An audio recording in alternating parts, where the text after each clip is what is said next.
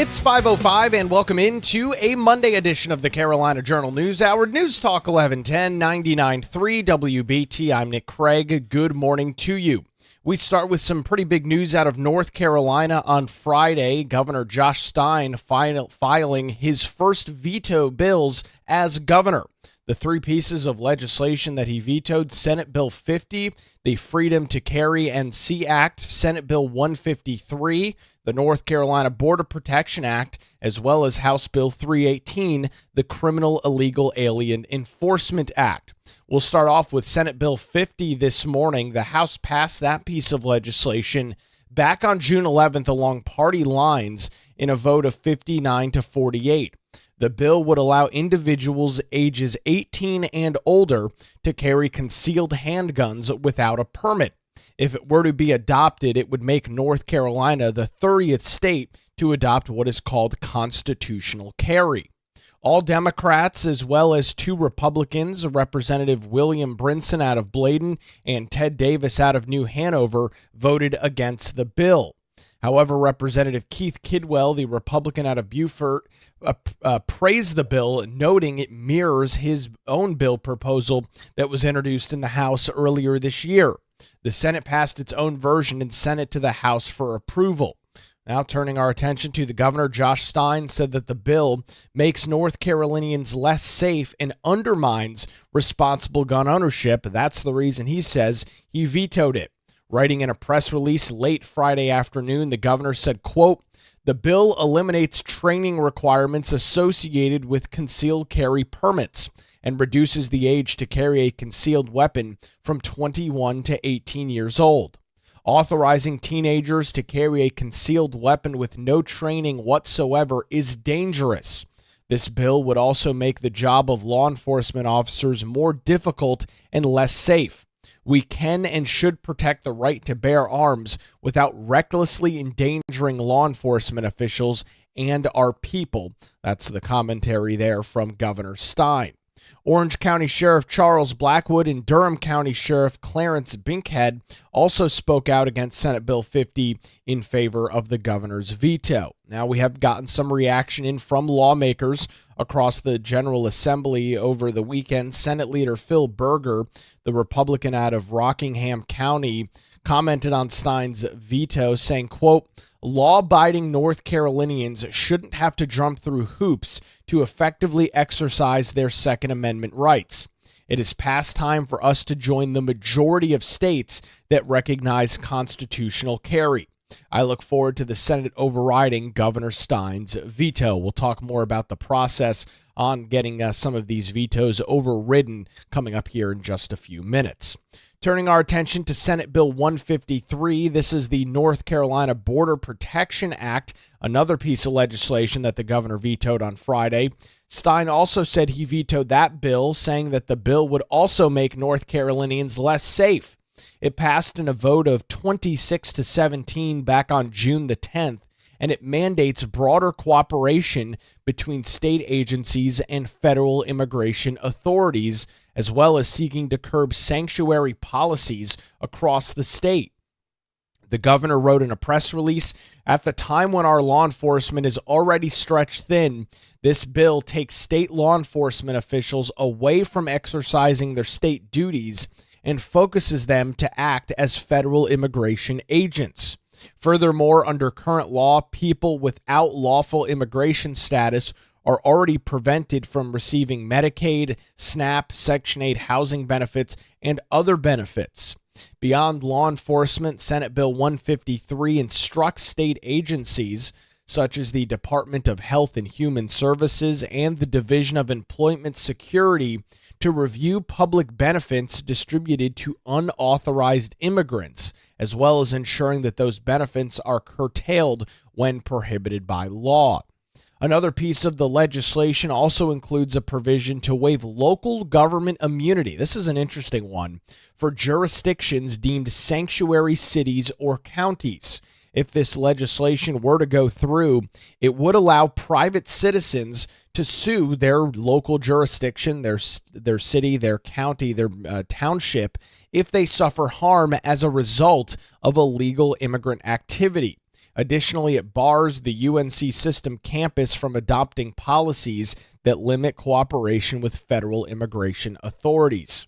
Senator Buck Newton, the Republican out of Wilson County, said, quote, holding sanctuary cities accountable for their disregard of public safety will bring peace of mind to North Carolinians.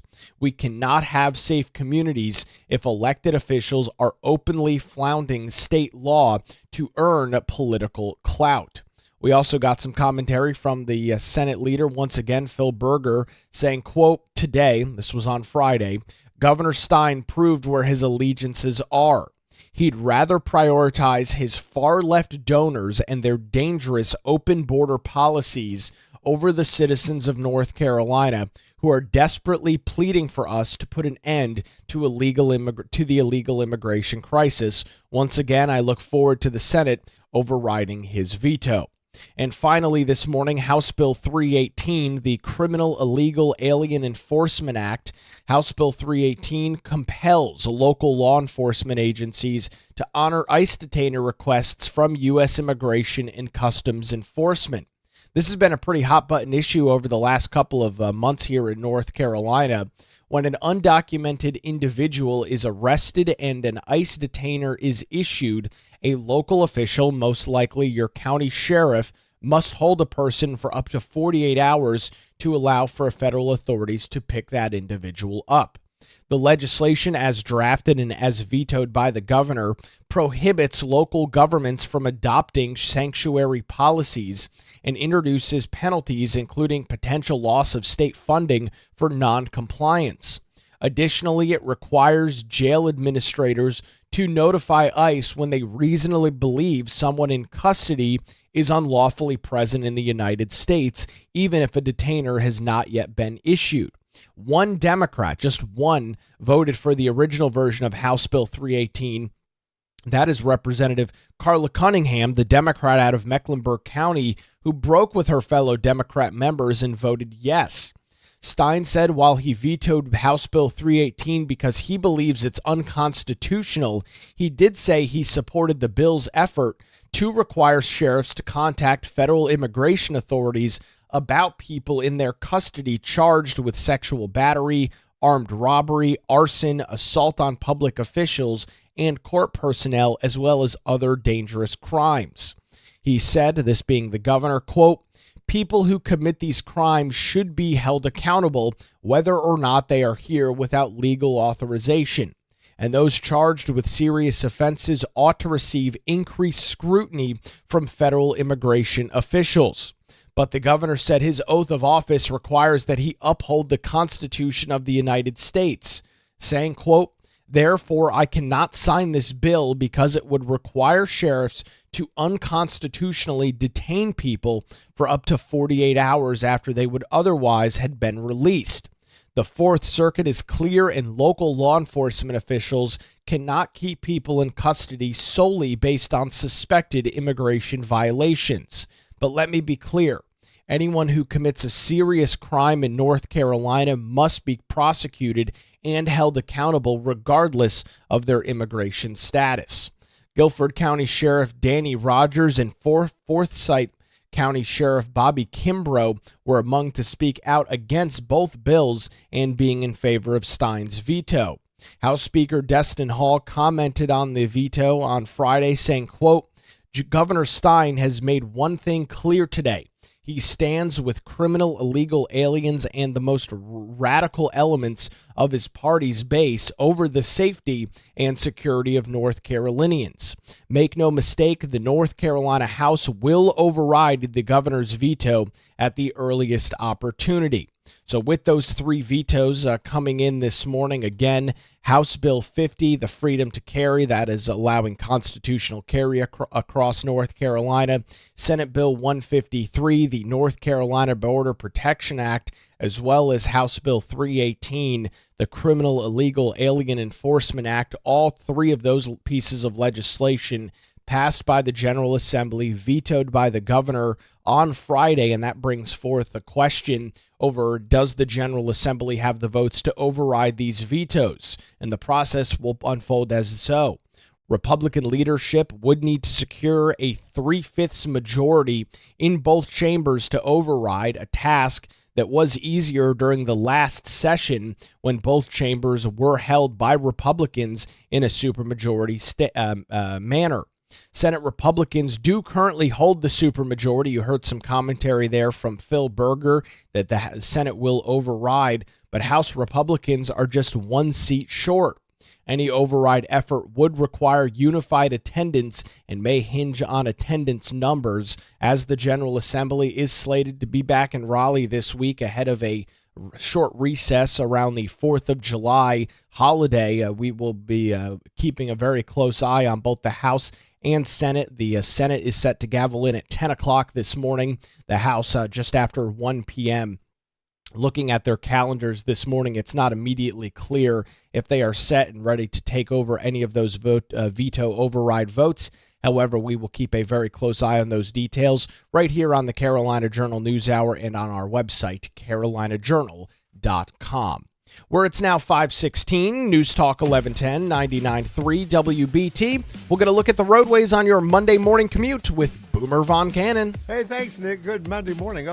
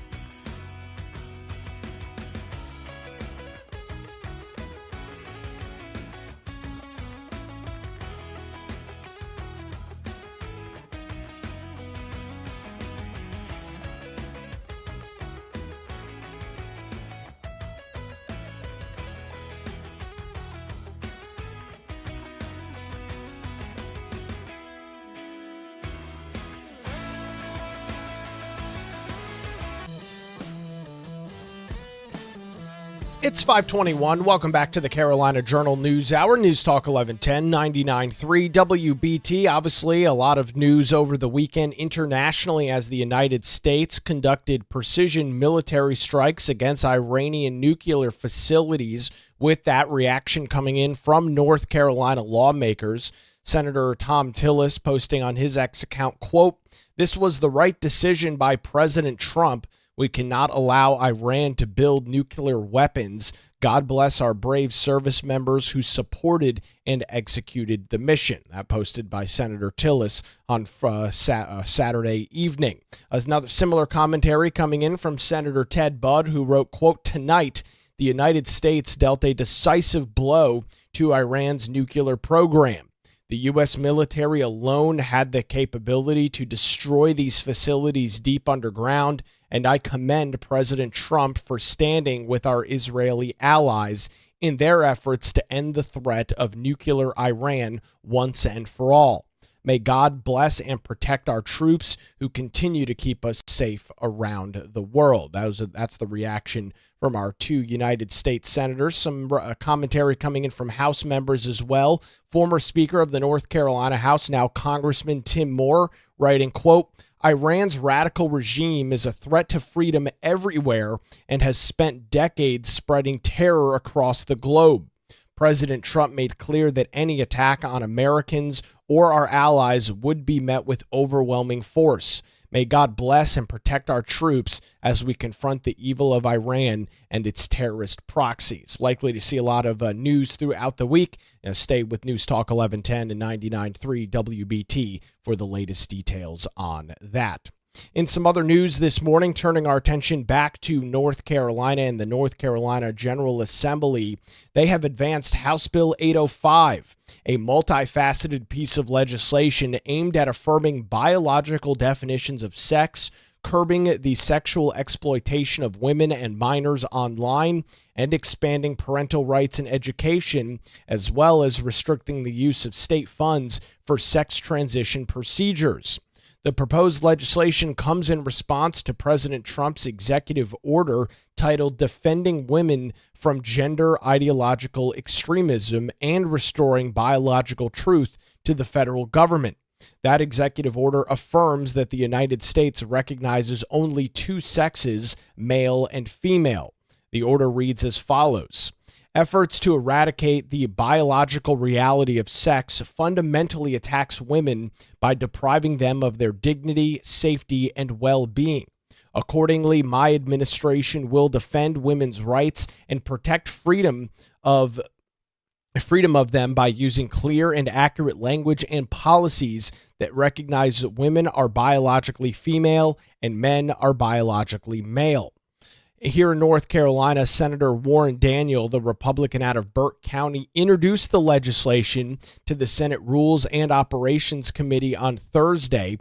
Daniel spelled out the provisions of the bill, including the creation of a new statute that defines biological sex.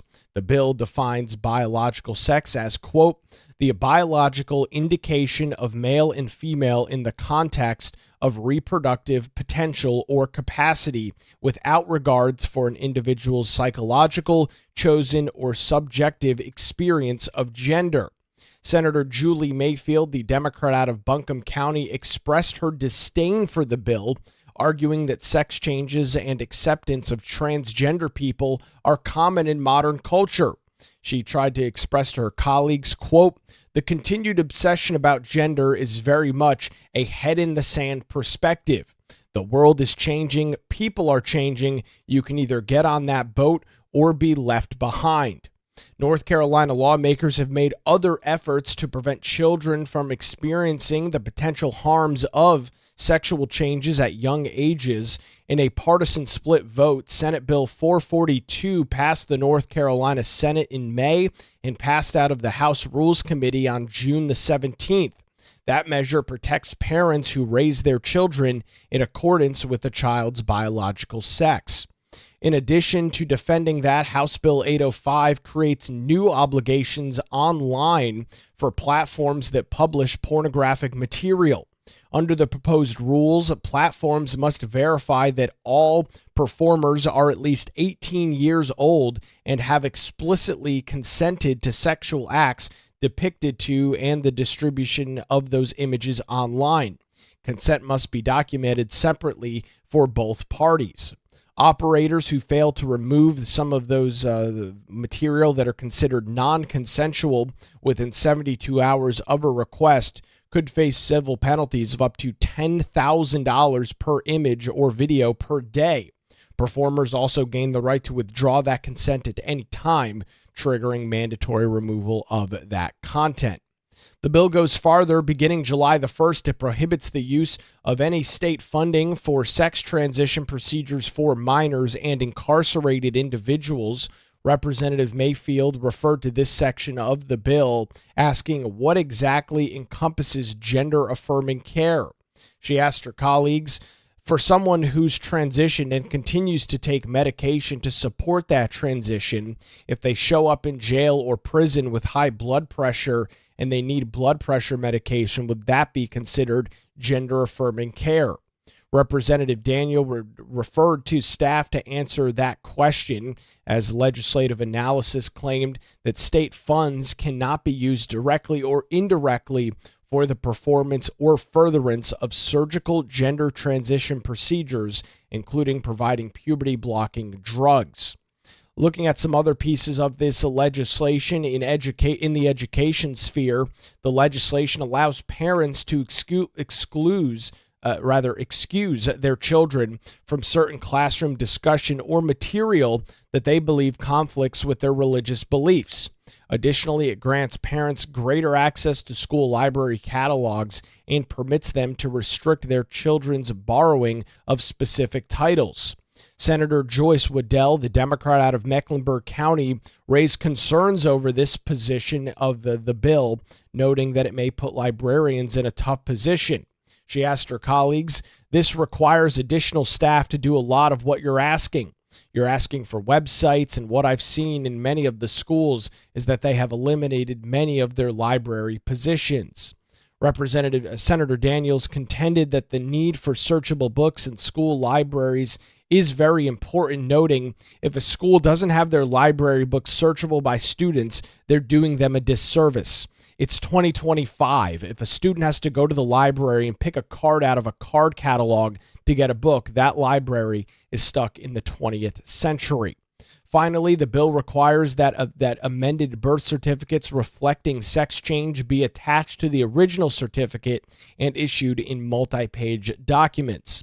The bill did officially pass out of committee last week and will be heading to the Senate floor this week for a vote, with some of the rather controversial details in this as it breaks down partisan lines. You can imagine that Democrats will not be in favor of voting for this, and Governor Stein will probably not be in favor of signing it into law. We will continue to track the progress of this legislation, House Bill 805, as it continues through the North Carolina Senate, over on our website, carolinajournal.com, and right here on the Carolina Journal News Hour, where it's now 5:30, News Talk 1110, 99.3 WBT. We will get another look at the roadways on your early Monday morning commute with Boomer Von Cannon. Hey, thank you, Nick. We have a report.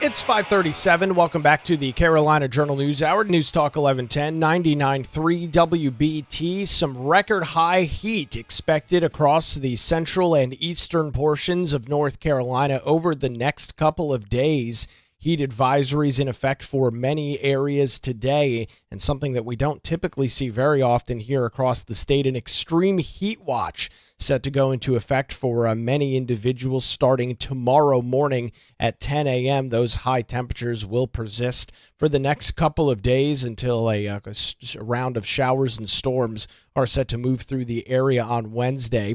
Officials are warning those that if you do have to be out in the heat, that you do need to be aware of the serious risk of heat illness and heat stroke. When temperatures reach the 90s and heat indexes soar into the 100s, heat stroke, heat cramps, and heat exhaustion are possible with prolonged exposure and physical activity. Recommendations are starting by limiting time in the sun and spending more time in either air-conditioned or shaded places.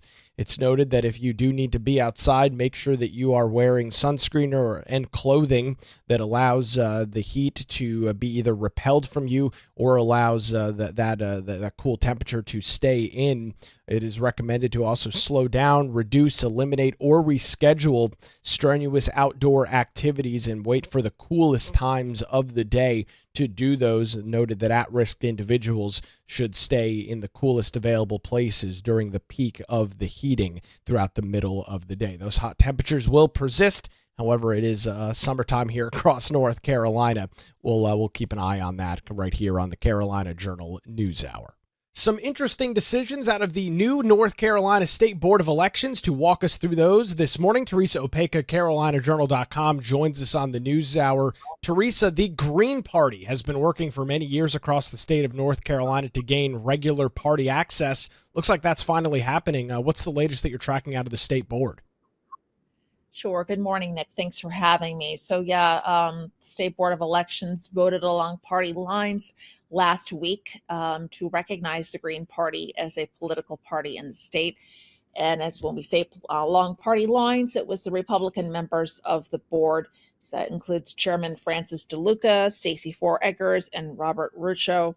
Democrat members Siobhan Millen and Jeff Carmen voted against it. And what was at issue is whether the Green Party candidate, Dr. Jill Stein, appeared on at least 70% or 35 out of 50 state ballots after failing to earn 2% of the vote in North Carolina in the 2024 general election. And that's according to a provision in the state law. So currently there are 4,000 people registered with the Green Party in the state. So both Millen and Carmen had issues with Stein only being registered with the Green Party in 26 states, but she appeared as the candidate for the Green Party of Florida, the Green Rainbow Party of Massachusetts, the Pacific Green Party of Oregon, and so on for a few other states. So that's what they kind of had at issue. But DeLuca argued that they should be giving people as many choices as possible when voting. And Eggers said, he also struggled with it.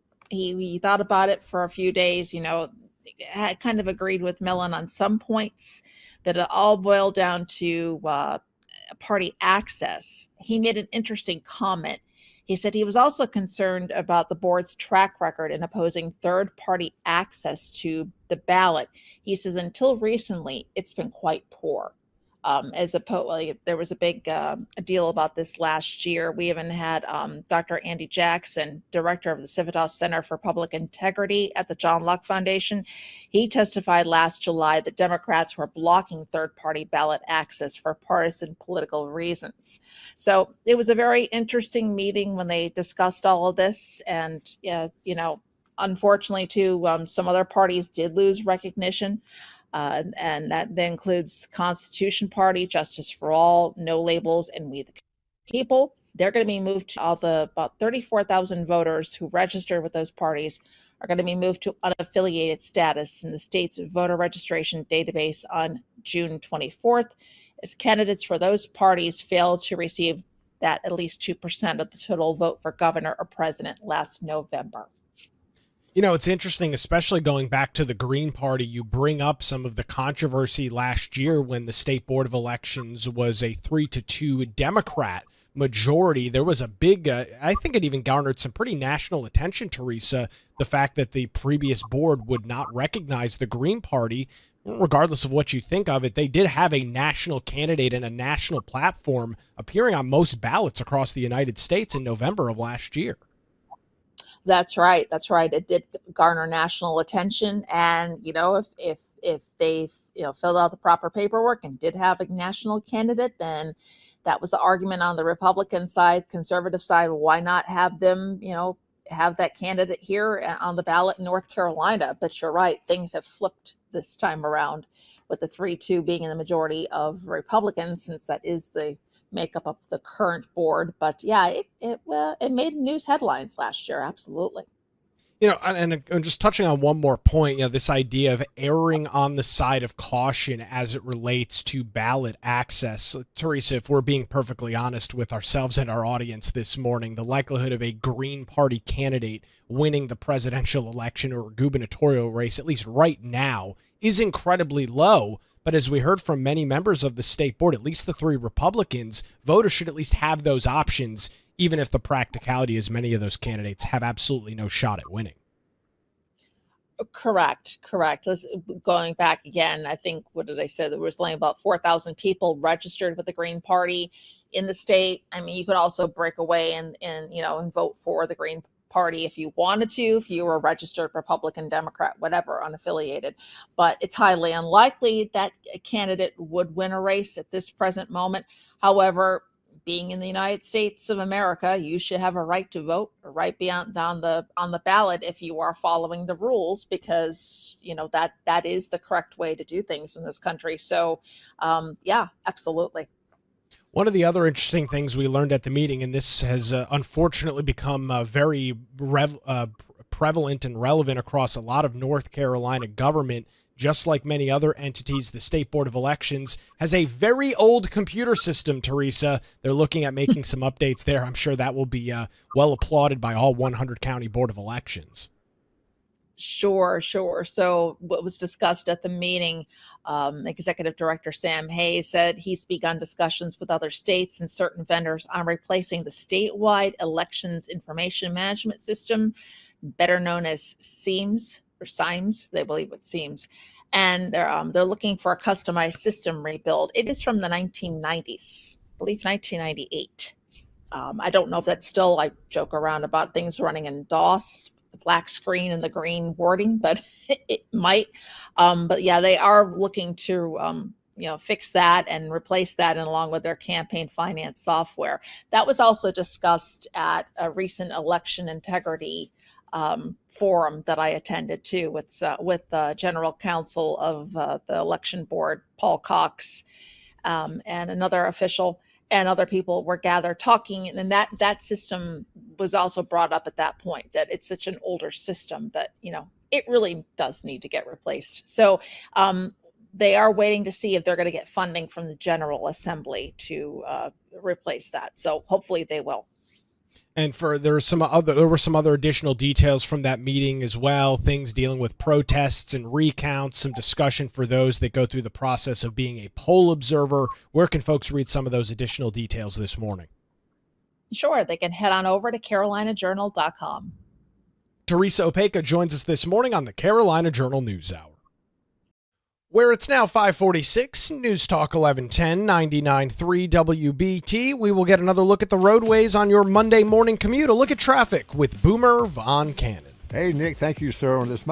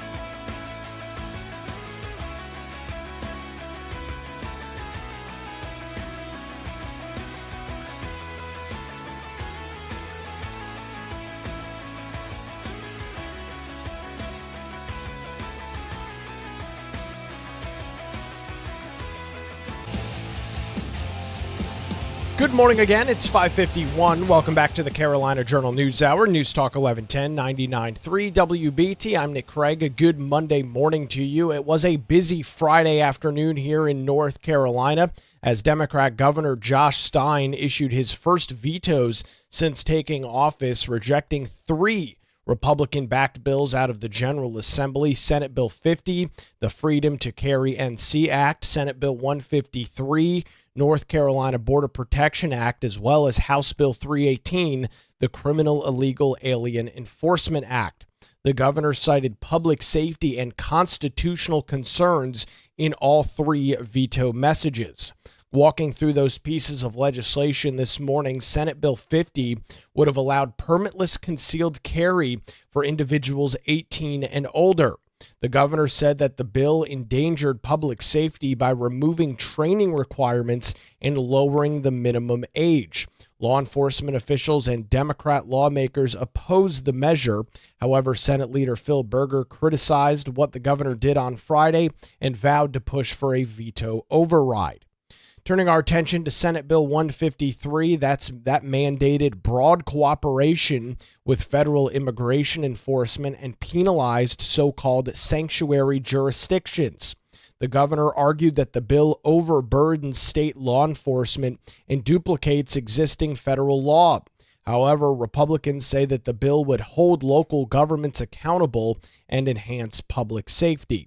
And finally, House Bill 318 required law enforcement to honor ICE detainers and report suspected undocumented individuals. Stein vetoed it on what he claimed were constitutional grounds, citing federal court rules prohibiting detention based solely on immigration status. While supporting aspects of the bill targeting serious crimes, the governor said it would lead to unlawful detention. Republican lawmakers slammed that veto, accusing Stein of siding with criminal illegal aliens.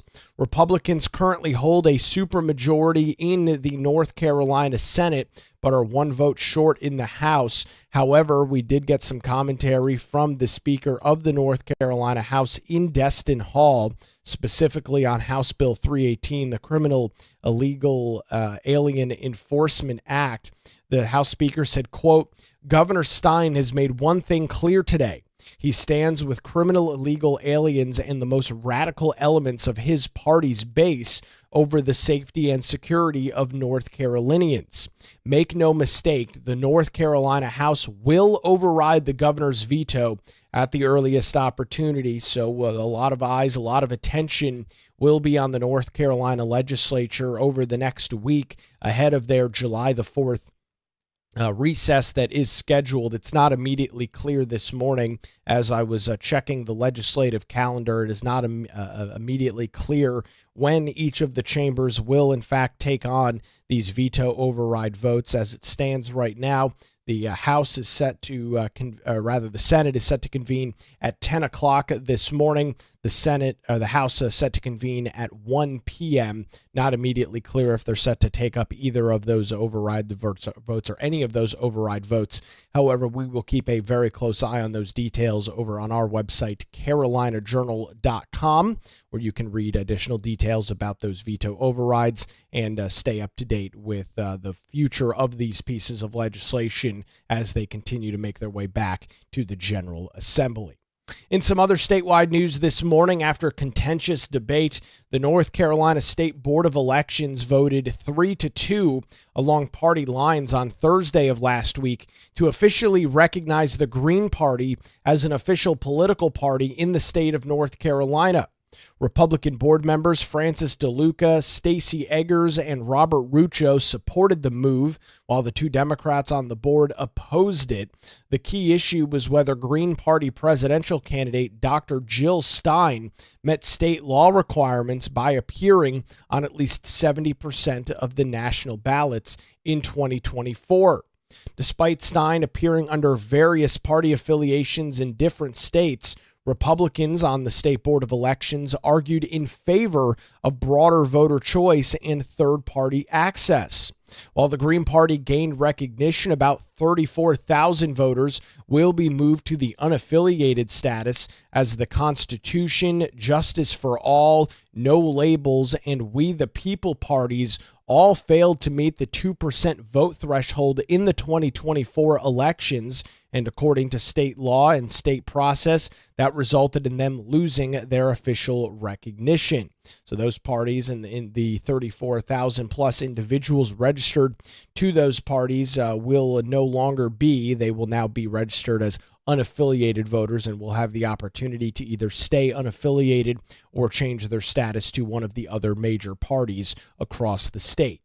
Executive Director Sam Hayes also updated the board on ongoing issues, including the United States Department of Justice lawsuit over incomplete voter data under HAVA, that's the Help America Vote Act, as well as planned upgrades to the state's election and campaign finance system, as well as pending budget needs. He said he expects to present remedy plans to the board coming up this week, as the State Board of Elections is scheduled to meet once again coming up tomorrow morning.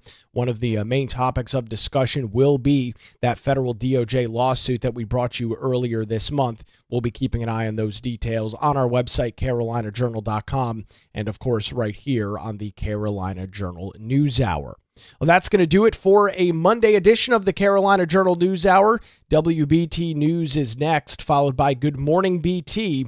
We are back with you tomorrow morning, 5 to 6, right here on News Talk 1110 and 99.3 WBT.